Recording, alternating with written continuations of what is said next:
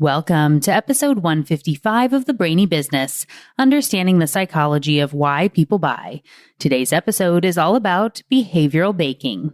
Ready? Let's get started.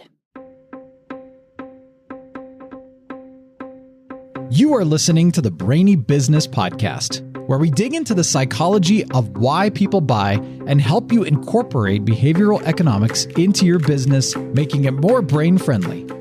Now here's your host, Melina Palmer. Hello, everyone. My name is Melina Palmer, and I want to welcome you to the Brainy Business Podcast.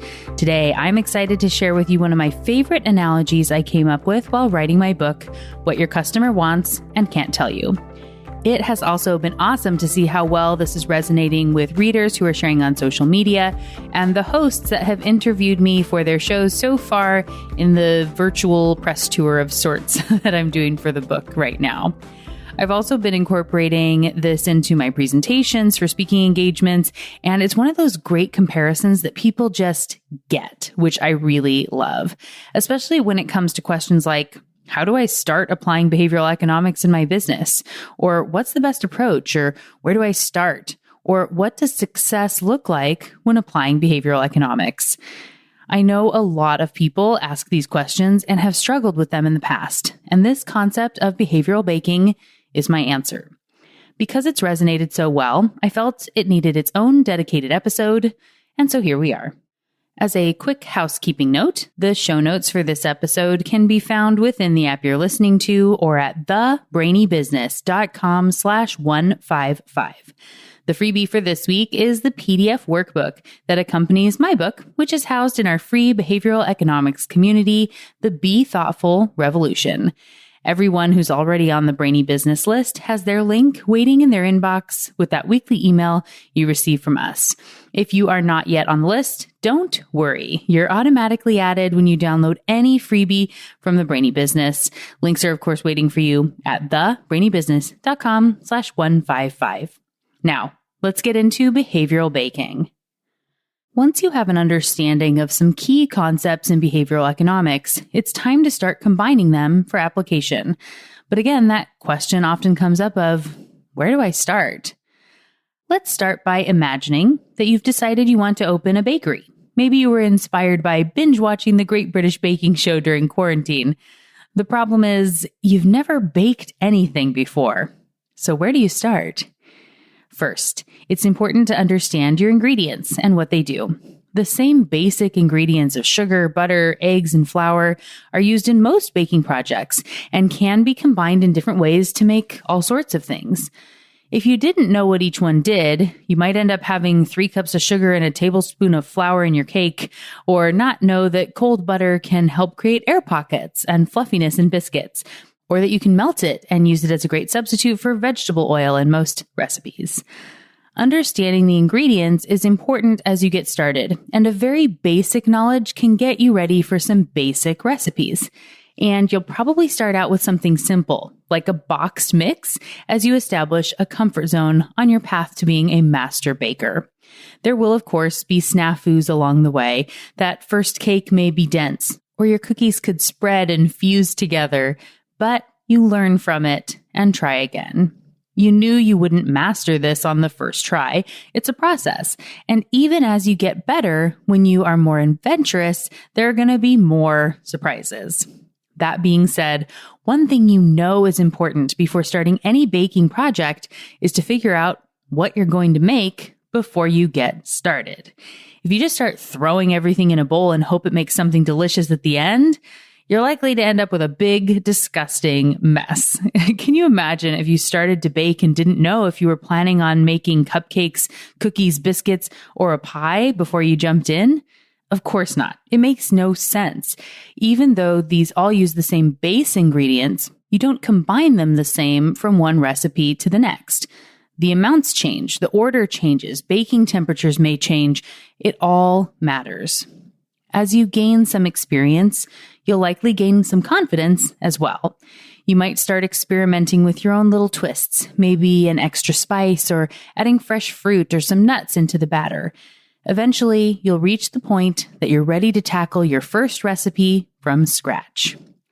Each new step presents another opportunity to learn. In other words, they may not be perfect, but you'll grow as you rise to each challenge.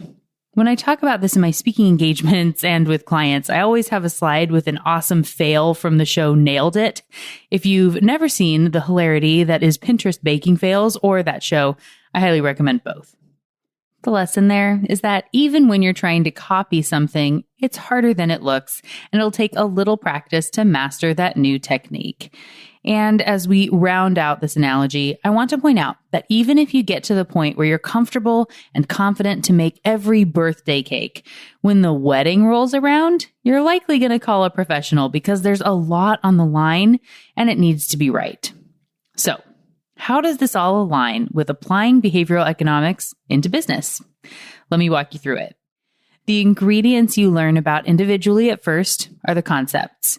In my book, I've chosen 16 top concepts that I find are most relevant for businesses, either that I use with clients or ones that others have shared with me as they're most commonly used when being interviewed for the podcast. They are by no means all the concepts used or all the options out there, but they are a great core to start with. They're your butter, sugar, flour, and eggs. The 16 concepts in the book are framing, priming, anchoring and adjustment, relativity, loss aversion, scarcity, herding, social proof, nudges and choice architecture, paradox of choice, partitioning, pain of paying, surprise and delight, the peak end rule, habits, and reciprocity. Those all do have past episodes on the podcast as well, but I'm not going to link to all of them in the show notes because that's a lot. Some of them get mentioned as we're talking about behavioral baking, so those will be linked, but they're not all going to be in there. They do, of course, all have chapters in my book, What Your Customer Wants, and they also have multiple worksheets in that PDF companion workbook that's the freebie for this episode, which, as you know, is waiting for you in the show notes. So after reading all those chapters and doing those worksheets, you'll know and understand the concepts, and now it's time to start putting them together to do something a little more complex, and that's part 3 of the book, which is kicked off by a chapter on behavioral baking. You don't need every single ingredient every single time, and you don't need to be too heavy-handed with any ingredient. What you do need to know before you jump in is, what are you making? What's the recipe going to be for? Are you coming out with brownies or cookies? So what's the goal? What behavior are you hoping to change or nudge? Why does that matter? And what are people doing now? What are the nudgeable moments in the experience? What are the natural concepts that can help you start testing out and experimenting with some behavioral economics in your process? This is the part where most businesses go wrong, not spending enough time really understanding the problem before jumping into solution mode. I have a whole episode of this on the podcast already, which is linked for you again in those show notes at thebrainybusiness.com/155. When I worked in corporate marketing, one request that came from branches and departments often was, I need a brochure. It probably isn't really surprising to hear, but the difference, as I've learned over the years, is how I responded to requests like this. Instead of taking that ask at face value and assigning my team to make a brochure for whatever team was asking for one that day, I would follow up and say, tell me more. When do you want to use this item? What are you trying to accomplish?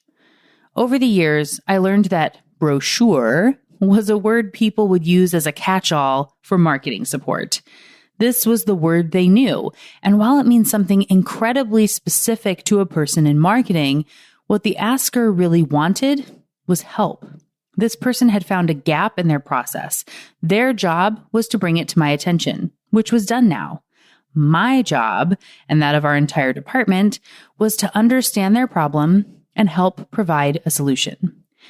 I can tell you this, it was almost never a brochure, and no one ever lamented over not receiving a trifold sheet of paper. They were overjoyed with what they got and would say things like, this is so much better than anything I could have imagined, or I didn't even know something like this was possible. One reason this went over so well was from implementing the IKEA effect. By allowing them to be part of the creation process, it helped them to be more invested in the outcome, and then they became an advocate for the finished item when it was live, which would often snowball and increase adoption across the department or branch system. It is important to note that the framing of my response was just as important as anything else in the process. If every time someone came to me and said, "I need a brochure," I responded with, "No, you don't. You don't know what you want. Take this instead," I would have had a lot of unused marketing materials thrown back in my face. Being genuinely curious and asking good questions allowed me to appeal to the subconscious brain, so I could learn about the situation while helping them feel valued and involved in the process. Taking those few extra moments to understand the problem made all the difference. It didn't take that much extra time, and it likely saved it in the long run because we didn't have to remake materials or have a lot of back and forth. Instead, the benefits we had were, that department that asked for a brochure received something that solved their real problem instead of another brochure to clutter up desks and collect dust. Also, someone inside the department was now an advocate for it, increasing chances of success. And my team wasn't wasting time making something that wouldn't help the staff. It's important to know that even when someone asks you explicitly for something, or you are sure you know the root of the problem, it can usually benefit from a little more thoughtfulness. Our brains are biased to believe we're right. We also believe that if someone asks for something explicitly, they did the due diligence to determine it really is the thing they want before asking for it, which is not necessarily true. Clients will often ask me, what's the best way to structure our offers? And similar to the tell me more response with the brochures, I say, that depends. What do you want people to do? Choices are relative and heavily context dependent. There's no one best layout. There's no single perfect concept of behavioral economics that will work in every situation. There's a great deal of art in this science, which is my favorite part. When you consider the problem in a vacuum or assume the problem you see first is the only true problem, you will often end up finding the right answer to the wrong question. The best brochure in the world won't solve a deeper, unrelated issue. Working with the brain will make it easier to understand and solve problems in your business. I've used it with my own clients to increase conversions, raise prices, nudge product choices, and so much more.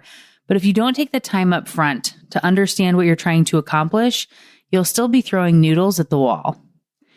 One of my favorite examples to showcase the value in really understanding the problem to be solved as part of this behavioral baking framework starts with a statement a lot of people would agree with. Change is hard. What about you? Would you agree with that statement? Most people do. This tenet has been ingrained in us that people do not like change and that it's difficult to get them to do anything. This is true, but not necessarily in the way you think.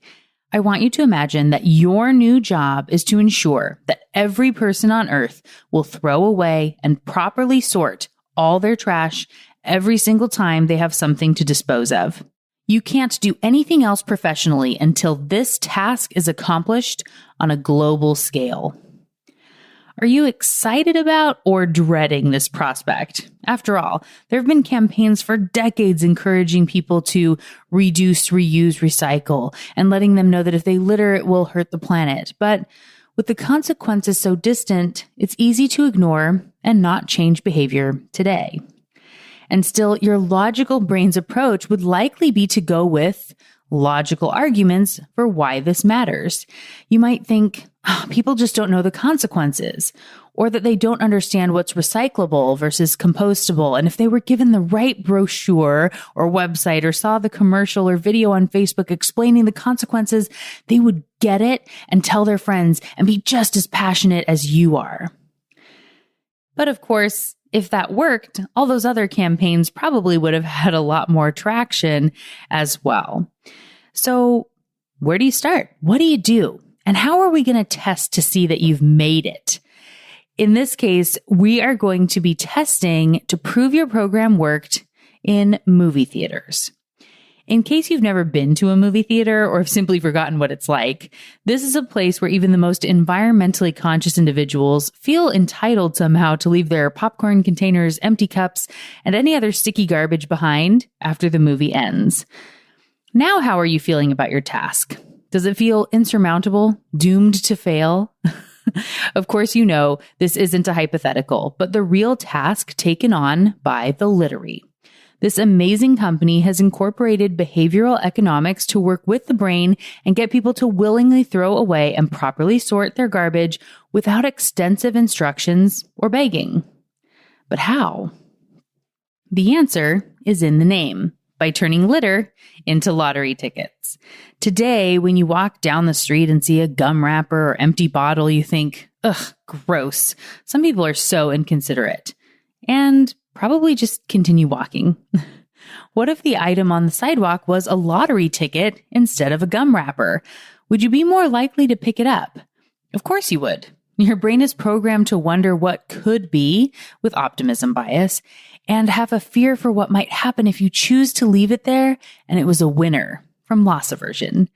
That's why the Literary created smart garbage cans that can tell if you properly sorted and threw away your trash. Do it right? Get a lottery ticket. Do it wrong, like putting paper in the trash instead of recycling, you get a notification on how to adjust for next time. You might have guessed that their proof of concept was conducted in 4 movie theaters over 30 days in Sweden, and there was 100% compliance.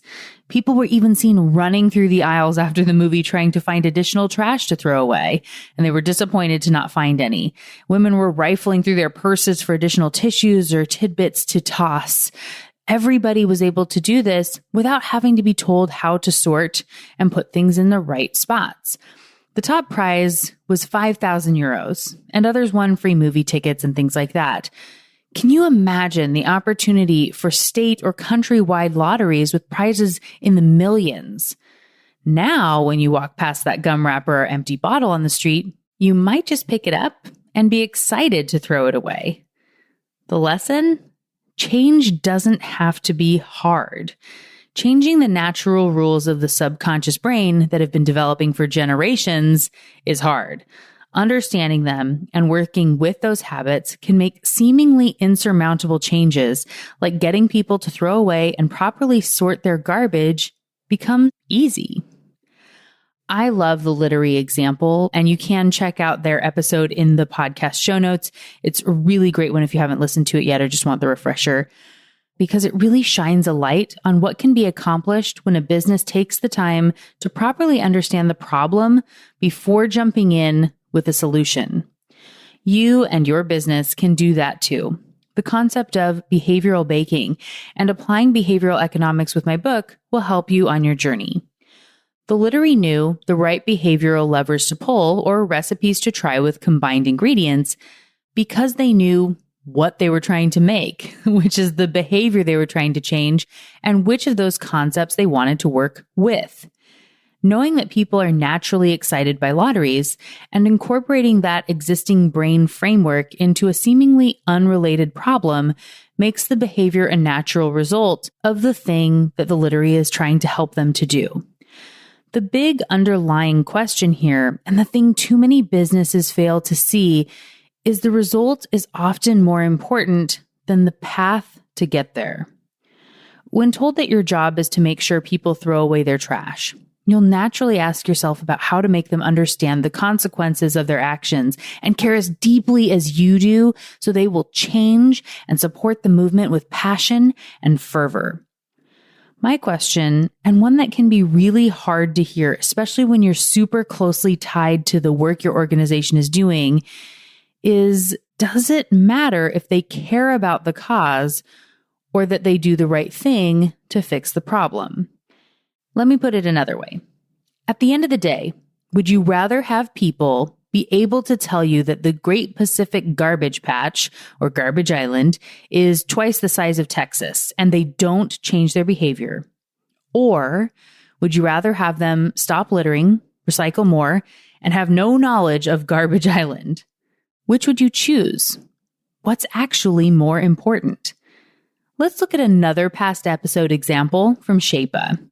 Is it important for people to know their exact weight down to 2 or 3 decimal points, or for them to make healthier decisions? Understanding the result you want to help your customer, member, or client experience is so important. Your logical brain will jump to educating them on why they should care about it. But fight that urge. Use these recipe examples from behavioral economics, and part 3 of my book is dedicated to examples of this, to start thinking about it for your own company and looking at what the behavior shift is that would get to that result. Then look for how you can help them get there. And remember, your brain is going to want to educate and feel like you can throw it in and that it couldn't hurt. But it absolutely can. We've seen it time and again. This is your first behavioral baking recipe to try. Ask yourself, at the core, what are you really about?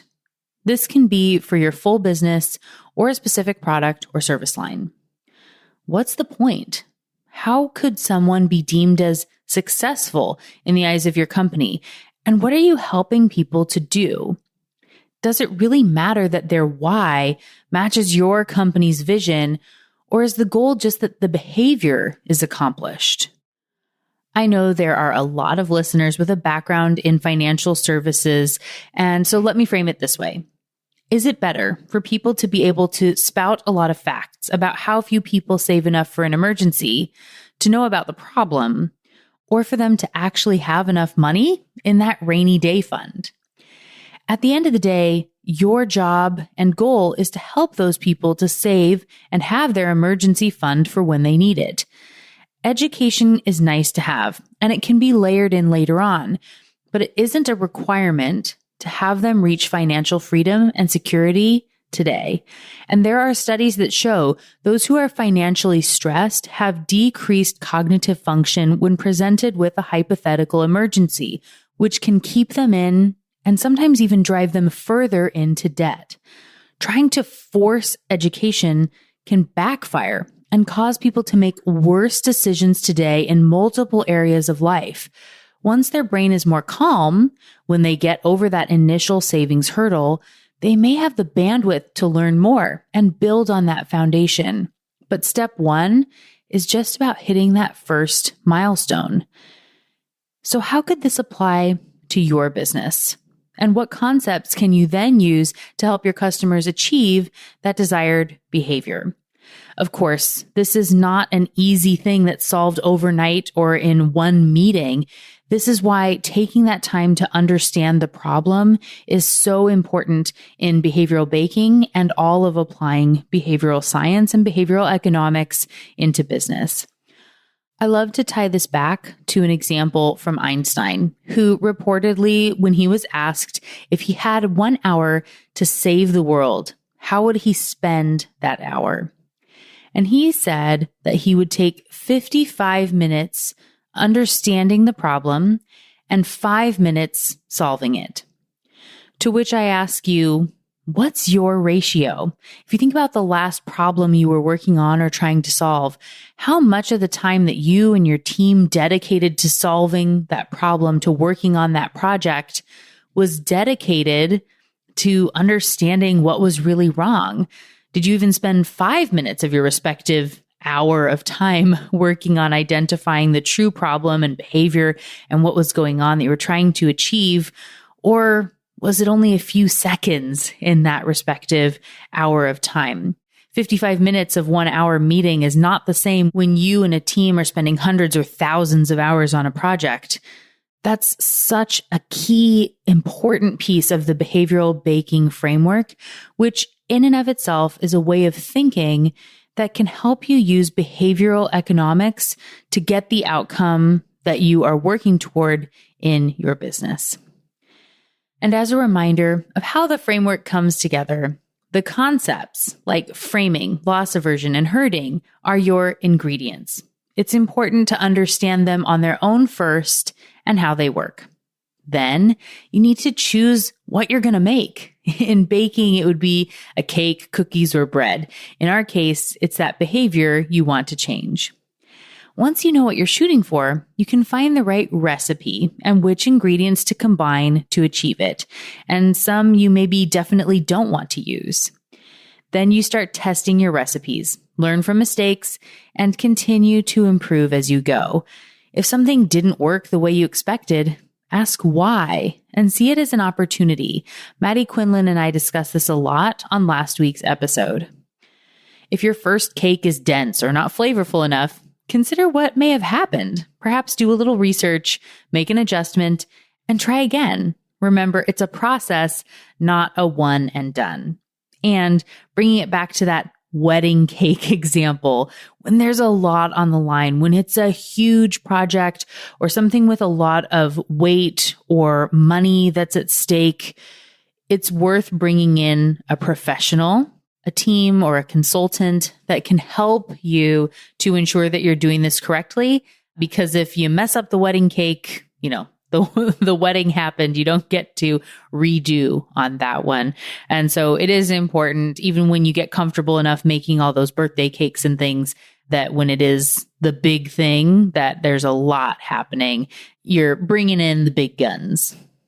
So as I've been talking through this episode, you may have been wondering if I myself like to bake, or maybe it's incredibly obvious with all the examples I've been giving throughout the episode. Funny enough, I have had multiple hosts ask me in interviews if I do any baking and what I like to bake. So I decided that I would talk about that just a little bit before closing out the episode. I've been a big baker my whole life. I have been making my own birthday cakes for as long as I can remember. But there was a long hiatus when my celiac disease was first diagnosed that there wasn't a good replacement for flour for a really long time. So I kind of had to just give it up. During the pandemic, I discovered a great cup for cup flour that I was able to use to really start baking again, and it's been a lot of fun. My first real test was making biscuits from scratch. The first ones were rolled out way too thin, and they were closer to crackers. I still shared them on social media and had some friends pseudo shame me for putting jam on top instead of cutting them in half. They were way too thin to cut in half, but I learned from that mistake and now make amazing mile-high, light and fluffy biscuits every time. They've become quite the staple around here, and they're super quick for me to make now. We do biscuit sandwiches with bacon, egg, and cheese, or sometimes I make biscuits and gravy. The kids like them with butter and jam. They're awesome. As a side note, my little biscuit baking tip on that would be, again, don't roll them out too thin. Make sure that you have them nice and thick. And grating frozen butter that gets to mix in helps create really great air pockets so that they rise really well. I also started making some of our birthday and other celebratory cakes from scratch this last year. I did a carrot cake with homemade cream cheese frosting that was amazing. My husband, who doesn't have to eat gluten-free, said it's the best carrot cake he's ever had. The kids also loved it, even though it had carrots in it, which is a good sign, I think, for sure. And I made a scratch chocolate cake that's light and fluffy and amazing. I also did some experimenting with donuts in quarantine, but they aren't quite there yet. The baked ones are great. Fried ones are a little off. And at this point, yeasted doughs really are my biggest nemesis. I've seen some tips about keeping the salt away from the yeast when you start to mix, but I haven't attempted it yet. Maybe soon. So, why did I take this little interlude at the end of the show to tell you about my baking endeavors? A couple reasons. First, it's fun to talk about. And as mentioned, I've been asked about it quite a bit lately, so I figured you might want to know. Also, I have had some listeners ask or suggest that I share my baking in some way in tandem with stuff from the Brainy business. Sort of a fun way to keep the behavioral baking analogy going over a longer period of time. This might be a recipe of the month shared in the Be Thoughtful Revolution, or just pictures shared on social media, or something else. So I'm curious to hear your thoughts on that idea. Would you like to see what I'm baking, both in behavioral economics and in the kitchen in communication from the Brainy business? Or does it seem totally crazy and like it would be a detriment? Send me a message to let me know what you think, either on the socials, where you can find me as The Brainy Biz, B-I-Z, or send me an email. I would always love to hear from you. Now, as we close out the show, don't forget to grab those show notes at thebrainybusiness.com/155 to get links to past articles and episodes mentioned in today's show, and to get the direct link to join our free behavioral economics community, the Be Thoughtful Revolution, which has your free 111-page companion workbook for my book, What Your Customer Wants and Can't Tell You. And of course, there are plenty of links to buy your copy of the book if you haven't yet, so you can learn more about each of the concepts, how to apply them, about behavioral baking, and those first recipes to get you started applying behavioral economics into your business. And just like that, episode 155 on behavioral baking is done. Next week, I'll be joined by Scott Miller to talk about how you can go from a marketing mess to brand success. It's going to be a lot of fun. You don't want to miss it. Until then, thanks again for listening and learning with me. And remember to be thoughtful. Thank you for listening to the Brainy Business Podcast.